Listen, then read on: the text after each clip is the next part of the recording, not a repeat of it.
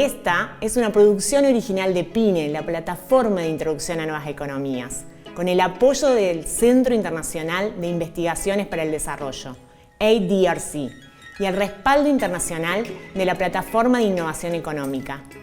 Esperamos que para vos sea tan inspirador como lo fue para nosotros. Te damos la bienvenida a Futuros Posibles. ¿Cómo podemos imaginar y crear futuros deseables? ¿Dónde hay señales de que son posibles? ¿Qué conversaciones necesitamos tener para crearlos?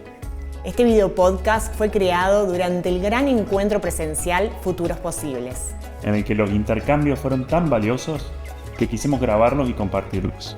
Te invitamos a viajar por las salas de la histórica Universidad Nacional de Córdoba, escuchando referentes internacionales y sus disruptivas e inspiradoras miradas sobre las nuevas economías y el futuro de las ciudades, las empresas, el dinero, la educación y más. Esperamos que para vos sea tan inspirador como lo fue para nosotros. En este episodio escucharás a 4 expertas de nuevas economías hablando sobre qué son las nuevas economías. Ellas son Cecilia Peluso, que es copresidenta del Sistema B Internacional; Celestina Ábalos, líder indígena del pueblo de Tumbaya; Gabriela Cabaña, cofundadora de CASA, el Centro de Análisis Socioambiental y especialista en decrecimiento; Gisela de la Mea, que es experta en pensamiento de diseño, triple impacto y economía circular. ¿Qué son las nuevas economías en futuros posibles?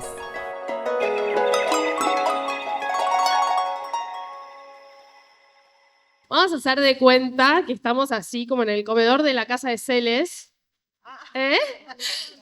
Y vamos a tener... Faltan las empanadas.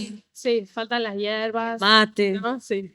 Pero bueno, así como en un ambiente relajado entre amigos, contarles un poco cuáles son nuestras propias miradas y de las organizaciones también a las que representamos sobre las nuevas economías. Y creo que nuestra intención, ojalá, sea poder aportar en estas últimas preguntas sobre encontrar esos adyacentes en las organizaciones tal vez que representamos, pero también desde nuestro propio ser. Así que con mucha humildad y tratando de sembrar algunas semillas para poner manos a la acción, vamos a compartir desde cada una de las miradas, ¿sí? Yo represento una organización que se llama Sistema B, que nuclea países en Latinoamérica, pero que es parte de un movimiento global en donde lo que buscamos es transitar hacia una nueva economía regenerativa, equitativa e inclusiva para todas las personas y el planeta. ¿Y qué quiere decir esto? Partimos de la base de que el sistema en el que estamos acostumbrados a vivir, nosotros le llamamos la vieja economía, y en donde los últimos 200 años se hizo tanto hincapié en que el éxito solamente se mide a través de la rentabilidad económica. Y por supuesto que sabemos, ¿sí?, que eso es muy necesario, pero llegamos a un límite, a un colapso a nivel crisis climática y también de profunda inequidad social, en donde sabemos que hay un mundo que tenemos que cambiar, que transformar, y vaya si tenemos una tarea compleja, que es estar viviendo probablemente en un proceso de transición como humanidad, en donde nosotros como seres humanos tenemos que tomar esas decisiones para lo que queremos que funcione en el futuro. Y para hablarles un poquito más de qué es Sistema B, Sistema B pone en el centro de esa transformación a las empresas como agentes de cambio. Las empresas son las organizaciones representadas por personas y probablemente sean las organizaciones más importantes después de la familia. Entonces, entendiendo, ¿sí?, que este nuevo capitalismo, este nuevo sistema, comprende la necesidad de entender que el éxito no solamente se mide a través de la rentabilidad económica, sino por el bienestar que estamos generando desde nuestras empresas, en el medio ambiente y por las personas. Es un movimiento global que nuclea muchas personas en el mundo, pero también trabaja en ese proceso de transformación con una certificación, que después podemos hablar un poquito más profundamente de qué se trata. Funciona en 102 países, son aproximadamente las empresas B, casi 10.000 empresas a nivel global. En Latinoamérica somos ya 1.900 y en Argentina 273. Y aquí en Córdoba tenemos 17 empresas B certificadas. Ayer Mati me dijo 19, así que después podemos chequear ese dato. Pero bueno, es un movimiento que viene creciendo y que, como siempre decimos, nuestro cofundador en Argentina, Petra Federich, nos dice, esto es una gran fiesta a la que todos estamos invitados a participar y a entender también como agentes de cambio propios en nuestras familias, en nuestras organizaciones, al servicio de qué queremos poner nuestro talento. Vamos a hacer esta ronda y entonces la idea es que nos vayamos preguntando. Entonces yo también ahora le paso la palabra a Gaby y te pregunto, Gaby, desde la economía de crecimiento que vos estás representando, ¿cómo ves este tema de la transformación y la transformación en los negocios?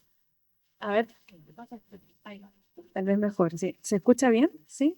Ah, perfecto, que acá no se escucha tan fuerte, sí que mejor, es más como más íntimo. Bueno, muchas gracias Ceci, muchas gracias de verdad a todos ustedes por estar acá, por conversar, de verdad es un privilegio. Y bueno, me haces una pregunta súper desafiante, creo que acá tenemos la invitación de poder contarles esto de una forma como muy amena, muy cercana, no tanto como una clase, ¿no? Así que como la cátedra que tal vez algunas de ustedes han visto ya en el programa de introducción a las nuevas economías. Bueno, a mí me gusta contar un poco de por qué encuentro yo un concepto y una herramienta útil del decrecimiento, siempre haciendo referencia un poco a mi historia personal. Soy socióloga, antropóloga, como dijeron al presentarme, y desde siempre, desde que empecé a estudiar, tenía esta inquietud de que sentía que cuando hablábamos de los problemas de la economía, siempre repetíamos las mismas fórmulas y parecía como el día de la marmota, ¿no? O sea, siempre el problema era el mismo, siempre teníamos que volver a aplicar las mismas soluciones, siempre se trataba de fomentar el crecimiento, de que necesitábamos más inversión, más empleo. Y mientras yo miraba a mi alrededor cómo el mundo se seguía desintegrando y volviendo cada vez más lleno de paisajes tóxicos, más zonas de sacrificio, y empecé a involucrarme por un lado en este estudio de conflictos ambientales, sobre todo relacionados a las energías renovables, y por otro lado, gracias a mis estudios pude aprender de este concepto del decrecimiento, y me hizo mucho sentido, principalmente por dos cosas que tal vez son dos ideas que quiero como dejar en quienes nos escuchan. Primero, que es entender lo económico como algo político, ¿ya? Porque muchas veces hablamos de la economía como este objeto, ¿verdad?, que existe allá afuera, que tenemos indicadores, medimos, hablamos de ella, y pareciera que no se relaciona con nosotros, ¿no? Que es como una cosa que existe por sí sola y que tiene sus reglas y sus necesidades, a las que muchas veces tenemos que servir, ¿no? Las necesidades de la economía, por el bien de la economía. Se escucha mucho esto. Y lo que yo les quiero decir también como antropóloga es que esto no es cierto. La economía es simplemente un nombre que le hemos dado en los últimos 100, 150 años, es un objeto social muy reciente, para hablar de lo que hacemos todos los días, para hablar de cómo conseguimos lo que necesitamos, cómo interactuamos. Y la podemos hacer distinta. Si el día de mañana decidiéramos dejar de seguir el mismo patrón que hemos seguido estos últimos 200 años de capitalismo industrial, habría otra cosa, ¿no? O sea, está completamente en las acciones que ustedes, que nosotras hacemos día a día, y para mí eso fue súper refrescante, como descubrir que no era solamente un problema técnico que tiene leyes como externas, ¿verdad?, sino que tiene que ver con la sociedad que queremos construir. Y eso es como el mensaje más clave, ¿no? Porque nos pasa también, no sé si tal vez muchas de ustedes llegan con un desgaste de pensar que nada va a cambiar, que el sistema es tan grande, que es tan hostil. Y también como antropóloga les digo que, esto lo dice otra antropóloga, escritora de ciencia ficción, que también los reyes y los imperios que duraron cientos de años también parecían eternos. Y también parecía que nunca se iban a acabar.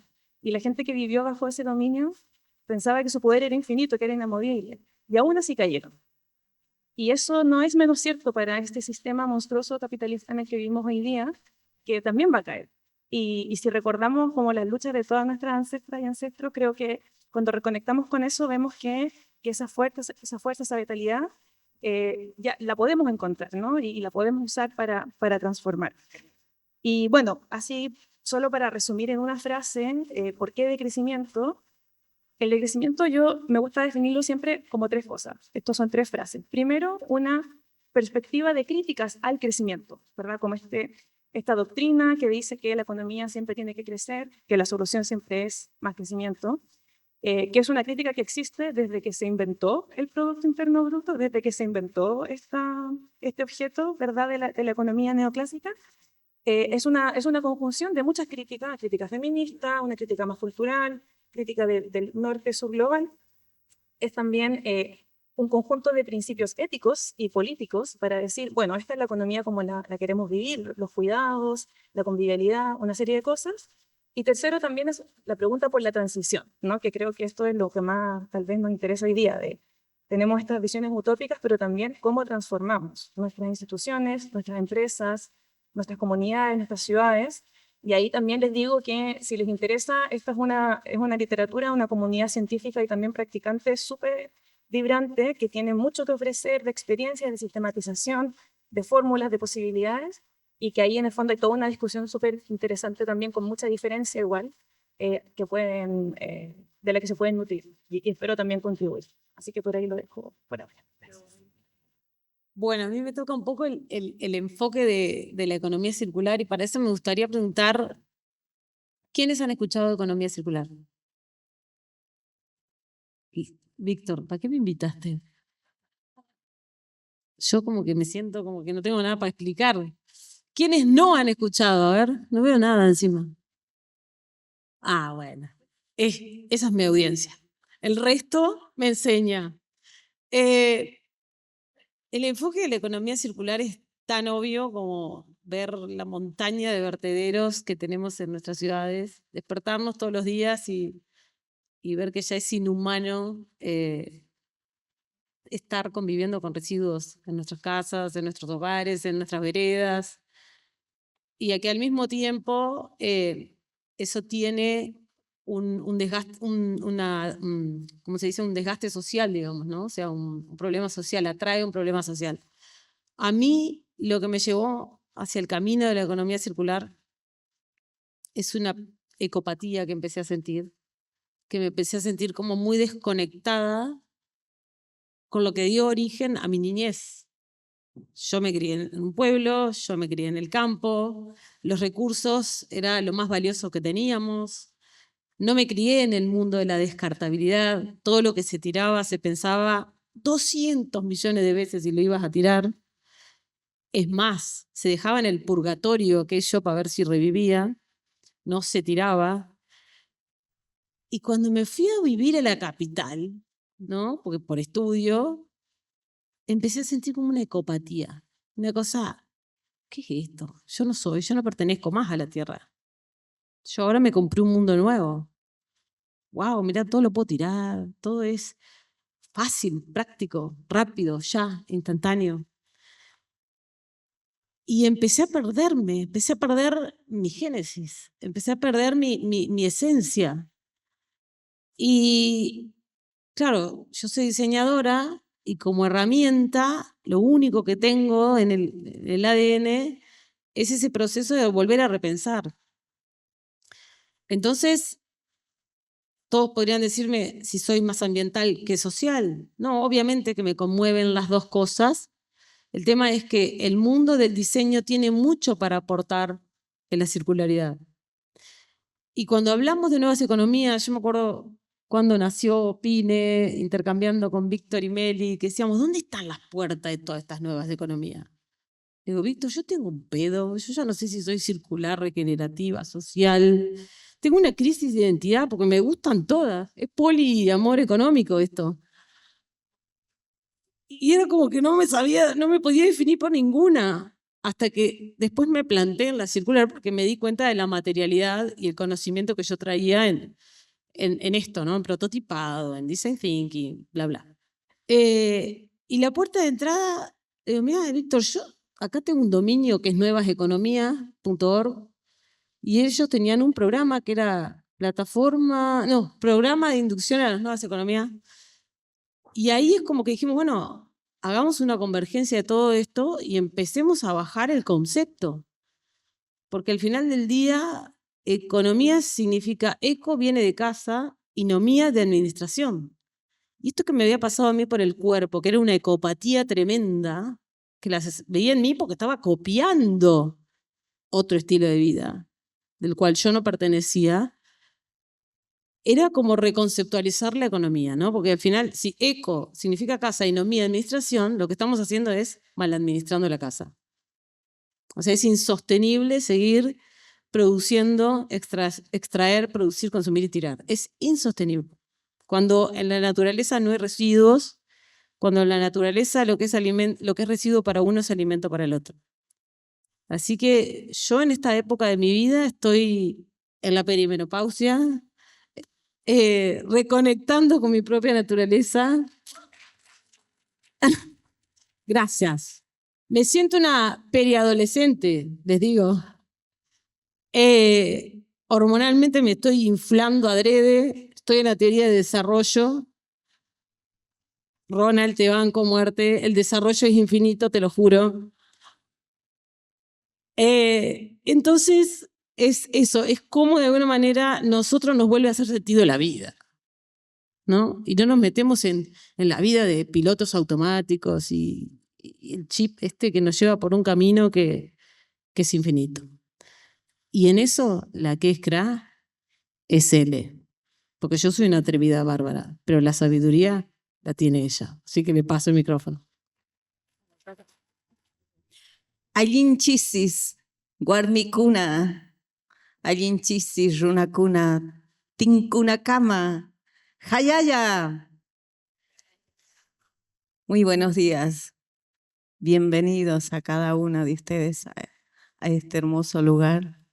Gracias, Pine. Gracias, la universidad. Y aquí a mis ñañas. Vamos a hacer como que estamos en mi casa, en una de las experiencias que lleva mi nombre, la Casa de Celestina, un encuentro con los sabores y la historia. Y continuando con esta conversación, ¿qué sumamos desde nuestra mirada, desde nuestra cosmovisión como pueblos indígenas a lo que hoy se habla, ¿no? Las nuevas economías? Como decía Cecilia, y como decían también las ñeñas, economía es un concepto que se ha incorporado en los últimos siglos, pero nosotros los pueblos lo hacemos desde siempre. Es parte de la vida cotidiana nuestra hablar de las economías, pero una economía que está basada en principios. Y uno de esos principios es pensar en el todo, en la reciprocidad, en el AINI, porque soy parte de nuestra Pachamama. Ella no está fuera, nosotros somos parte de ella. Escucharnos a nosotros mismos, pero también escuchar a la Madre Tierra, escuchar a Pachamama, porque la tierra habla, y es lo que decía hace rato el ñaño. La tierra se va a regenerar y se regenera sola. Si nosotros accionamos y hacemos daño, ella va a reaccionar. ¿Por qué son tan fuertes las lluvias ahora? ¿Por qué los fríos son más intensos? ¿Por qué nosotros reaccionamos tan rápidamente? ¿Por qué muchas veces contestamos violentamente? Aprendamos a escucharnos, a mirarnos, pero a mirarnos por lo que somos, porque somos humanos, porque hemos vivido durante siglos. Más, la educación está hace más de 200 años y nos ha separado. La educación nos ha enseñado a caminar a cada una y a cada uno por distintos lugares. Nos ha separado. Aprendamos y reaprendamos a descolonizar ese pensamiento, porque las respuestas están ahí. Cuando tú te miras hacia adentro, cuando te encuentras, cuando sacas esa esencia, vas a empezar a dar la respuesta a este presente, para que ese futuro sea posible, porque el presente es hoy. Pero también tenemos que mirar nuestro pasado, nuestra historia, es nuestra identidad, es la que nos hace hoy estar vivo, sentir, pensar, siempre desde el hacer. Es importante también encontrar respuestas, hablando con nuestros mayores, con nuestros padres, con nuestras abuelas, que seguramente las tenemos, ¿no? En vida. En nuestras comunidades, nuestros abuelos, nuestras abuelas son esa biblioteca viva, son parte de nuestra familia, viven con nosotros hasta los últimos días. Entonces ellos nos enseñan. Y siempre en nuestras casas, nuestros papás, nuestras mamás nos dicen, anda a ver a tu abuela, habla con tu abuela, habla con tu abuelo. Porque ellos nos transmiten ese conocimiento y ese saber que está presente y no hay que olvidarlo, hay que practicarlo. Volver a conectarnos desde esa simpleza de la vida. Ahí están las respuestas. Mirarnos, tocarnos, apapacharnos, acariciar nuestras almas, nuestros corazones, nuestro saber, poner en diálogo los saberes. Ahí están esas respuestas, las busquemos. Yo les invito a ustedes, buscarnos, buscar las respuestas al presente para hacer un futuro posible. Y en esta conversación nos proponíamos tal vez hacer como en una segunda ronda, cómo pasar a la acción, ¿no? O sea, cómo desde cada lugar generar tal vez herramientas para poder seguir, porque en este marco, en este contexto, en esta metacrisis, también decíamos, bueno, ¿cuál es el siguiente primer paso para pasar a la acción?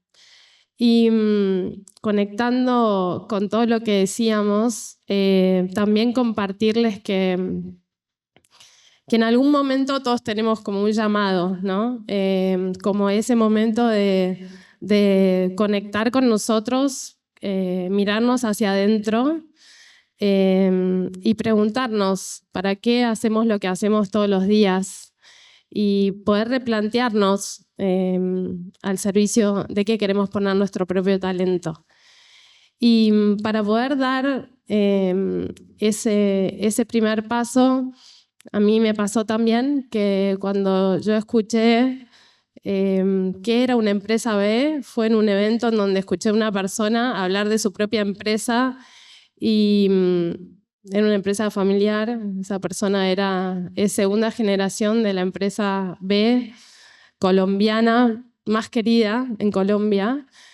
Y yo no tenía idea de lo que era una empresa B. Decía que la certificación B lo había acompañado a entender cómo era ese reconocimiento a las maravillosas personas que hacían su empresa.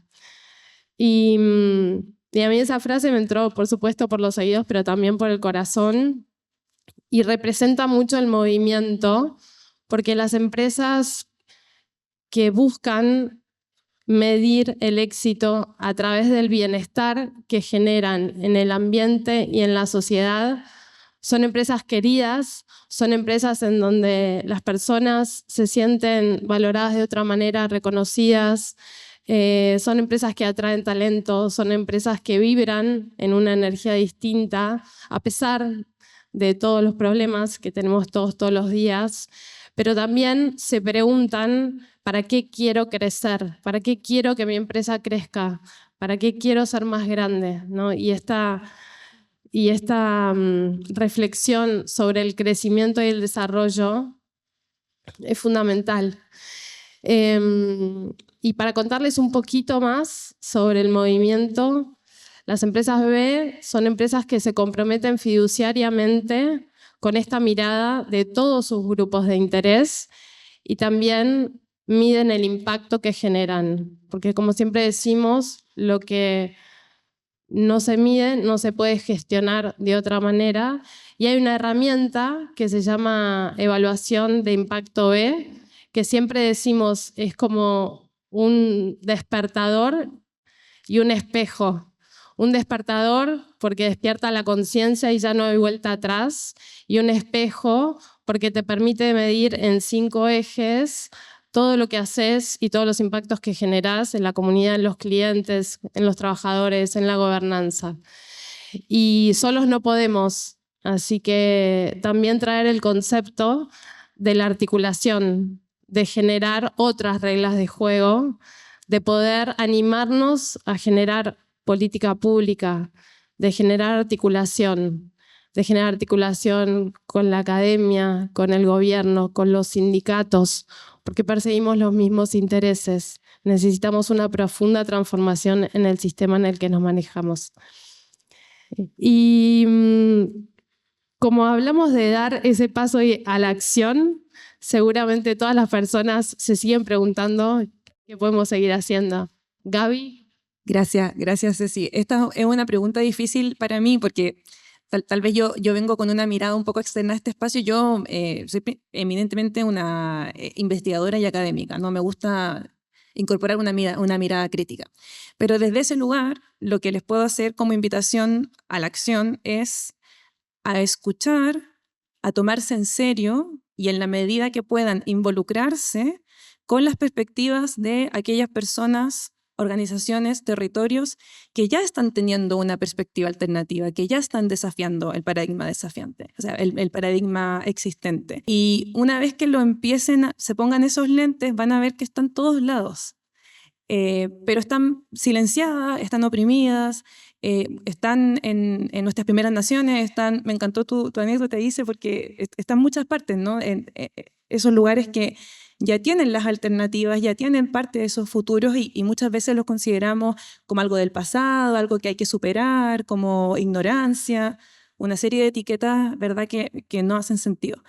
Entonces, tómense en serio, por ejemplo, como yo que trabajo energía, cuando a mí la gente en el norte de Chile me habla que no quiere que exploten sus salares, porque sus salares son humedales, son la raíz de la vida, bueno, escuchemos, ¿no? Escuchemos lo que dice la gente que vive en estos territorios y no simplemente repitamos, bueno, pero es que la economía tiene que crecer, ¿no? Tenemos que hacer que cada persona pueda manejar un auto eléctrico. ¿Por qué? ¿Por qué creemos que eso es la única posibilidad de bienestar? ¿Es realmente bienestar que todas y todos tengamos un auto eléctrico? Son estas las ciudades que queremos, para empezar? ¿Es ese el tipo de sociedad que queremos construir, que se hace a costa de otras personas?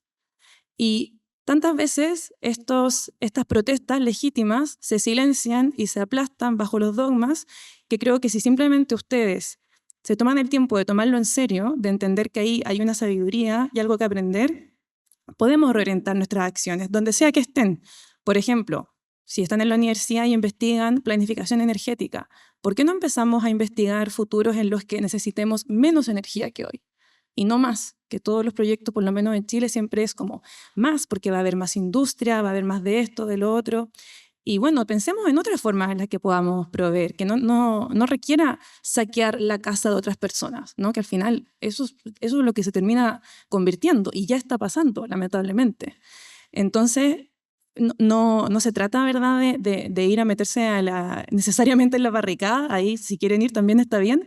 Pero hay otros frentes de pensamiento, de investigación, de participar en sus estancias de gobierno locales, o sea, van a encontrar la forma. en la que esta perspectiva se pueda ir apuntalando y de ahí de a poquito, ¿verdad? Como gotas en una tormenta, vamos a hacer ese cambio de marea. Así que ese puede ser mi llamado a la acción. Gracias, Gaby. Qué increíble cómo pasar a la acción de crecimiento, porque a veces es como, y capaz que no hay que hacer nada, digamos, sí. O capaz que hay que reflexionar, ¿no? Capaz que hay que repensar. Y a mí me pasa eso, si vos me decías esta pregunta hace 2 años atrás, cómo pasar a la acción, tenía todas las respuestas. Te decía, es por acá, es por acá, es por acá, y hay que hacer metodologías y hay que capacitar a la persona y la academia y la política pública y la, qué sé yo, cuánta cosa más. Y hay que repensar los modelos de negocios y hay que el emprendimiento y la retornabilidad y el producto como servicio y qué sé yo cuántos patrones se me están cayendo en la cabeza. Y hoy los invito a pasar a la acción desde lo cotidiano. En esta semana yo ya me peleé con 3 empresas que me vendieron algo y no me dan el derecho a la reparabilidad. Entonces dije, yo voy a empezar desde lo cotidiano. Me compré un vaso, marca X, de estos térmicos, parecido a Milei, pero no es Milei la marca. Stanley. Está la ley. Y está la ley de responsabilidad extendida del productor también. Entonces yo dije, yo voy a ir a reclamar. O sea, 2 semanas el vaso y se me cae la manija. Y me dicen, no, nosotros somos solo importadores, no reparamos. ¿Y sabes qué? ¿Conocés la ley de responsabilidad extendida del productor? No, bueno, yo tampoco, pero sé que tengo derecho a la reparación. Y así con todo. Entonces yo, empezar desde lo cotidiano, empezar desde el llamado interno, empezar a conversar con uno mismo. ¿Cuánto hace que no conversan con ustedes mismos? ¿Todos los días? Hay gente que dice, no me escucho más, ¿no?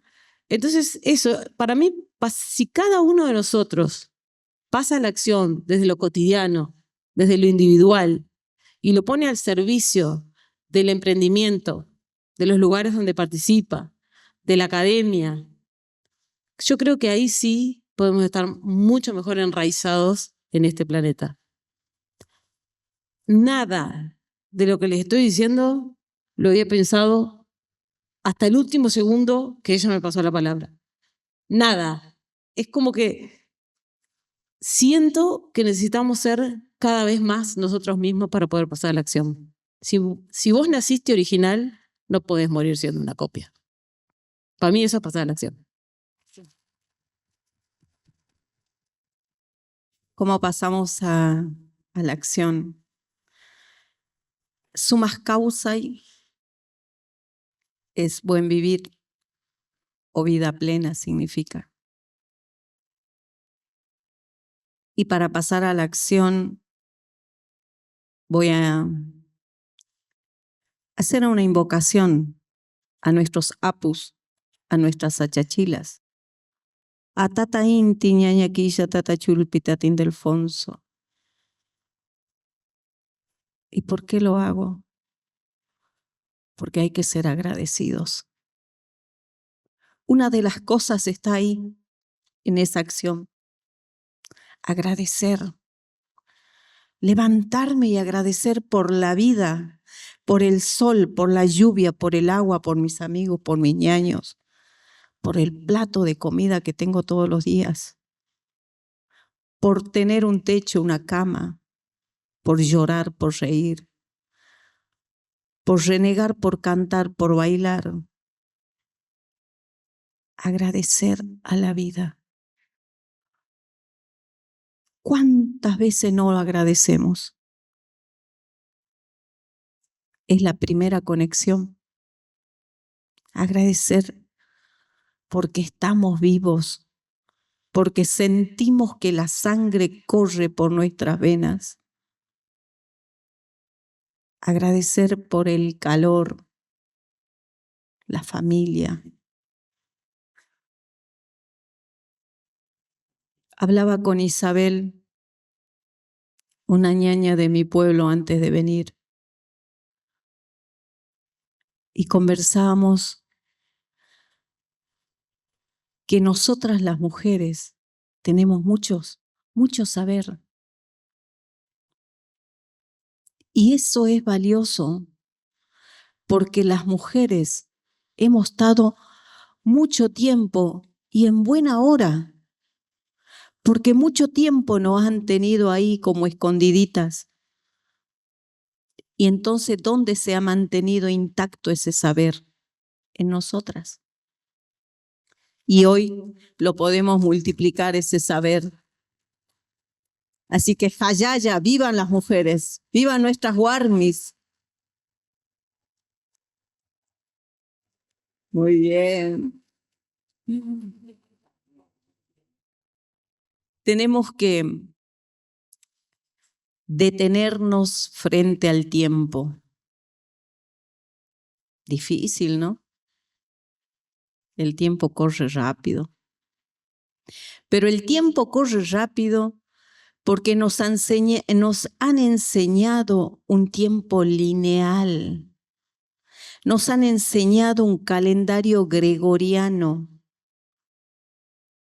Pero el tiempo es cíclico. El tiempo es vida. El tiempo gira. Entonces aprendamos a detenernos frente al tiempo y a mirarnos y a conversar. No basta solamente que nos enseñan mucho en la escuela y que nos dicen, no tiren el papelito en las calles, no tiren el papelito del caramelo, póngale en el bolsillo. No es suficiente. Si queremos dar respuestas positivas, construir futuros posibles, no es suficiente guardar el papelito del caramelo en el bolsillo. Es necesario también, y una pata fundamental, que esté la educación. Agradezco a la Universidad de Córdoba. Estaba la decana por aquí hace rato. Hace falta más universidades que se tiñan esos diseños curriculares con estas nuevas miradas, con estas nuevas economías, porque ahí están los formadores que van a salir también al campo. Hace falta más universidades que abran estos espacios, que estos saberes vengan. Entonces, nuevamente voy a pedir a nuestros apus, a nuestras achachilas, al tata inti, a la ñaña quilla, que aprendamos y reaprendamos a mirarnos y a detenernos frente al tiempo para poder conversar. Pachij, pachij, muchísimas gracias.